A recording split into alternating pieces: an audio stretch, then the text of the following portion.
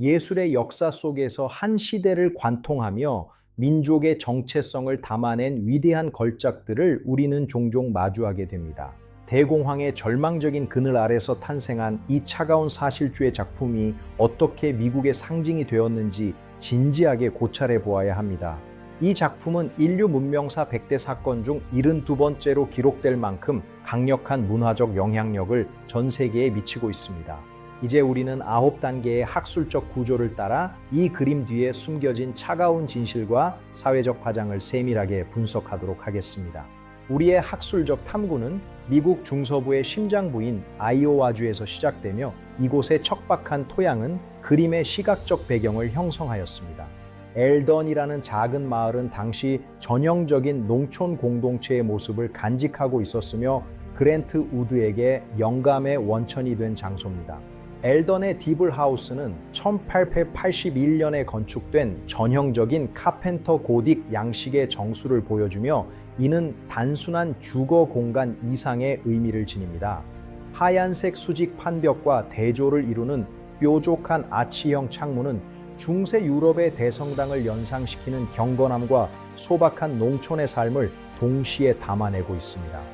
그랜트 우드는 이 집을 처음 보았을 때 창문이 가진 구조적인 모순과 그 속에 담긴 개척자들의 신앙심을 한눈에 간파하고 화폭에 옮겼습니다.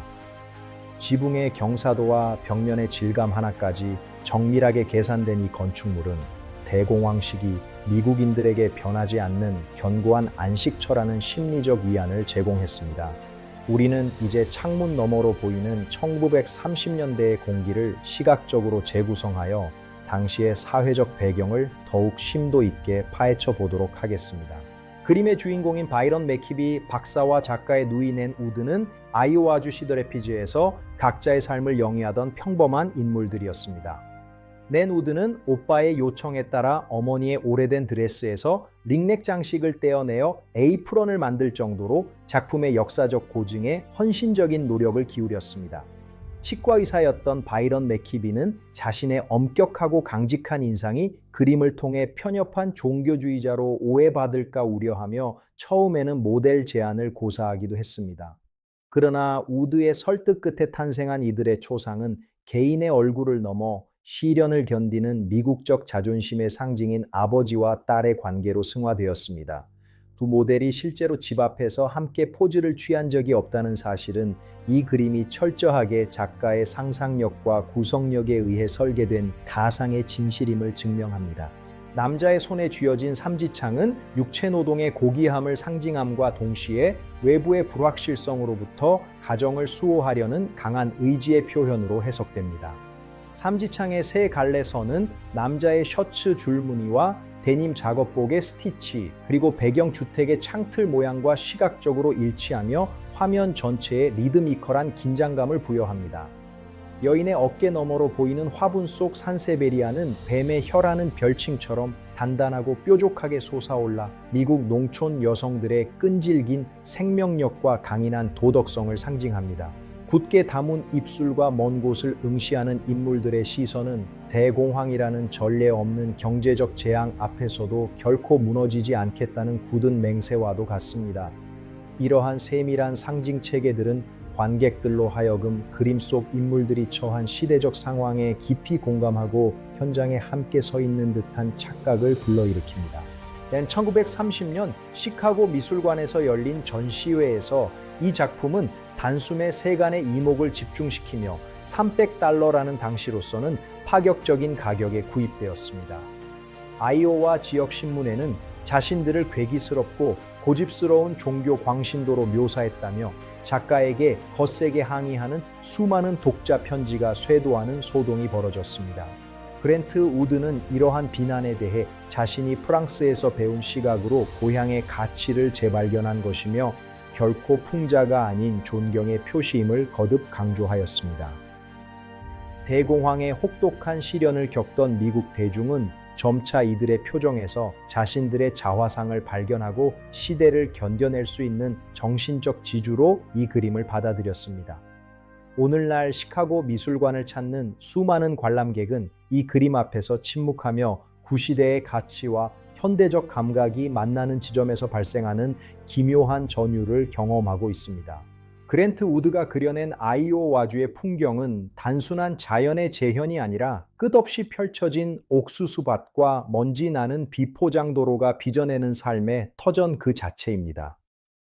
대공황의 모래 폭풍 속에서도 묵묵히 땅을 일구며 살아가는 농민들의 고단한 일상은 이 지역 특유의 건조하고 차분한 색감으로 그림의 바탕을 이룹니다.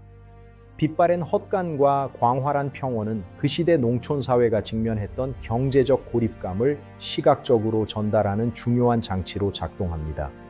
우드는 이러한 풍경을 통해 화려한 대도시의 이면에 가려진 진짜 미국의 얼굴을 과장 없이 드러내고자 했습니다. 그랜트 우드는 캔버스 위에 물감을 얇게 여러 번 덧칠하는 글레이징 기법을 사용하여 플랑드르 르네상스 대가들의 투명한 색감을 완벽하게 재현했습니다. 인물들의 주름진 피부와 데님 셔츠의 거친 질감은 눈에 보이지 않을 만큼 미세한 수직의 붓터치들이 겹겹이 쌓여 만들어진 경이로운 결과물입니다.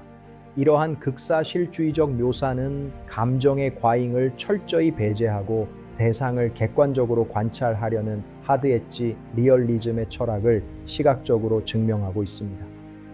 붓의 궤적 하나하나에 담긴 작가의 집요한 노동은 그림 속 인물들이 상징하는 성실함과도 완벽하게 일치하며 작품의 완성도를 극대화합니다. 1930년대 미국의 가정은 경제적 궁핍 속에서도 나름의 엄격한 도덕적 질서와 전통적인 가치관을 유지하기 위해 고군분투했습니다. 어둠을 밝히는 작은 등유 램프와 소박한 식탁은 척박한 환경 속에서도 가족의 생계를 책임졌던 개척자들의 고단하지만 숭고한 일상을 대변합니다. 그림 속 여인의 굳게 담은 입술과 단정한 옷차림은 바로 이러한 시대적 배경 속에서 스스로를 통제하며 살아갔던 당시 여성들의 내면적 억압을 상징적으로 보여줍니다. 겉으로는 평온해 보이는 이들의 삶 이면에는 대공황이라는 거대한 폭풍을 견뎌내야만 하는 묵직한 시대적 무게가 짓누르고 있었습니다. 당시 농촌 주택의 내부는 기능주의적이고 실용적인 가구들로 채워져 있었으며 장식적인 요소는 철저하게 배제되었습니다. 두꺼운 원목으로 짜인 찬장과 낡은 오븐은 물질적인 풍요보다는 생존 자체에 집중해야 했던 시대의 결핍을 여실히 보여주는 역사적 증거물입니다. 그림의 배경이 된 디블하우스 역시 이러한 실용주의적 바탕 위에 유럽의 고딕 양식을 차용한 기이한 모순을 안고 있었기에 우드의 예술적 호기심을 자극할 수 있었습니다.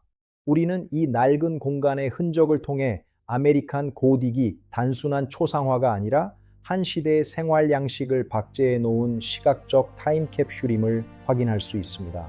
현재 아이오와주 엘던에 위치한 디블하우스는 매년 수만 명의 관광객이 찾는 역사적 명소로 자리 잡으며 지역 경제와 문화를 활성화하는 중심지가 되었습니다. 전 세계에서 찾아온 방문객들은 삼지창을 들고 원작의 구도를 재현하며 과거와 현재가 교차하는 독특한 문화적 퍼포먼스에 동참합니다. 이는 그림 한 점이 어떻게 지역 사회의 정체성을 재창조하고 대중과 소통하는 살아있는 랜드마크로 기능할 수 있는지를 보여주는 완벽한 사례입니다. 태양이 쏟아지는 하얀 집 앞마당은 90년 전 우드가 포착했던 고요함 대신 이제는 예술이 뿜어내는 생명력으로 가득 채워져 있습니다.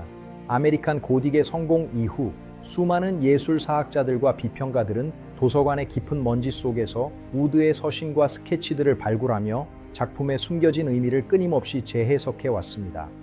낡은 종이 위에 연필로 그어진 거친 선들과 돋보기 너머로 확인되는 붓질의 방향은 작가의 치열했던 내면적 갈등을 묵묵히 증언하고 있습니다. 이 그림은 단순한 시골 사람들의 초상을 넘어 미국의 보수성과 진보성 사이의 팽팽한 긴장감을 완벽하게 포착한 시대의 거울로 평가받습니다. 학문적 탐구가 깊어질수록 우리는 이 작품이 지닌 다층적인 상징 체계와 시대적 암시들에 새롭게 감탄하게 됩니다. 오늘날 시카고 미술관에 전시된 이 거대한 걸작 앞에는 전 세계에서 찾아온 미술 학도들과 관람객들의 발길이 끊이지 않고 있습니다. 푸른 벽면 위에 강렬한 존재감을 발산하는 이 그림은 현대 미술의 다양한 사조들 속에서도 결코 퇴색되지 않는 고전적인 위엄을 지키고 있습니다. 관람객들은 인물들의 차가운 시선과 마주하며 1930년대에 불안했던 미국과 현대 사회가 직면한 새로운 위기들을 마음속으로 조용히 교차시켜 봅니다. 박물관이라는 정제된 공간 속에서 아메리칸 고딕은 시대를 초월하여 끊임없이 새로운 질문을 던지는 살아있는 예술적 생명체로 군림하고 있습니다. 아메리칸 고딕의 영향력은 순수 미술의 영역을 넘어 뉴욕 타임스 스퀘어의 거대한 전광판과 대중매체를 장악하며 현대 자본주의 사회의 아이콘으로 진화했습니다. 수없이 반복되는 패러디와 상업적 차용은 원작이 가진 엄숙함을 전복시키는 동시에 역설적으로 이 그림이 지닌 불멸의 생명력을 증명하는 현상입니다. 정치적 풍자부터 광고 캠페인에 이르기까지 이 그림의 구도는 어떤 맥락에 놓이더라도 즉각적으로 미국의 이미지를 환기시키는 강력한 시각적 기호가 되었습니다. 화폭 속의 촌부들은 90년의 세월을 뛰어넘어 가장 현대적이고 파급력 있는 대중문화의 슈퍼스타로 부활한 것입니다. 그림 속 인물인 낸 우드와 바이런 맥키비는 실제 부부가 아닌 아버지와 딸로 설정되어 당시의 가부장적 질서를 상징하고 있습니다. 작가 그랜트 우드는 유럽 유학 시절 접한 얀반 에이크의 화풍을 계승하여 하드 엣지 리얼리즘이라는 독특한 양식을 완성하였습니다. 남자가 쥐고 있는 삼지창은 육체 노동의 신성함과 동시에 외부의 근대적 변화로부터 전통적인 가치를 수호하려는 의지를 의미합니다. 여성이 착용한 링넥 장식의 에이프런은 19세기 개척 시대의 향수를 불러일으키며 가정 내에서의 도덕성을 시각적으로 강조합니다. 배경의 산세베리아와 베고니아 화분은 척박한 환경에서도 굴하지 않는 미국 농촌 여성들의 강인한 생명력을 은유적으로 표현하고 있습니다. 1930년 시카고 미술관에 처음 전시되었을 때 아이오와 주민들은 자신들을 편협한 종교주의자로 묘사했다는 오해로 인해 극렬히 저항했습니다. 그러나 대공황이라는 전례 없는 경제적 위기 속에서 미국 대중은 이들의 굳건한 자세를 보며 다시 일어설 수 있는 희망과 의지를 발견하였습니다. 이 작품은 미국 지역주의 미술이 유럽의 추상 미술에 대항하여 독자적인 예술 세계를 구축했음을 보여주는 결정적인 증거로 평가받고 있습니다. 현대에 이르러 아메리칸 고딕은 수천 번의 재해석과 패러디를 거치며 대중문화 속에서 살아 숨쉬는 역사적 화석이자 아이콘이 되었습니다. 창문의 수직적 선과 인물들의 경직된 자세는 관객에게 묘한 긴장감을 선사하며 그림 너머의 진실에 대해 끊임없이 질문을 던지게 합니다. 지난 20분간 우리는 그랜트 우드의 시선을 통해 미국 역사의 가장 치열했던 한 조각을 심도 있게 탐구하는 시간을 가졌습니다. 깊은 탐구의 여정에 끝까지 함께해 주신 여러분께 진심 어린 감사를 표하며 각자의 삶 속에 예술적 영감이 가득하시기를 소망합니다. 평안과 축복이 늘 함께 하시길 기원하겠습니다. 구독과 좋아요를 눌러주세요. 감사합니다. 사랑합니다. 평안하십시오.